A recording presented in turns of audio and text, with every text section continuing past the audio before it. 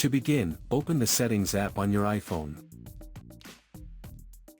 Swipe up to scroll down, and locate Privacy and Security.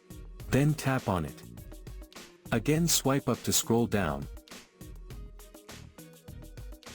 until you find the Sensitive Content Warning option, then tap on it. At the top, you will see Sensitive Content Warning. Simply toggle the switch on to enable it.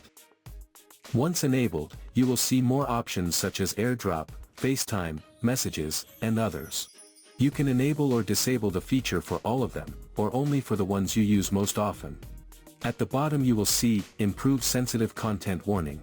You can enable this for enhanced accuracy.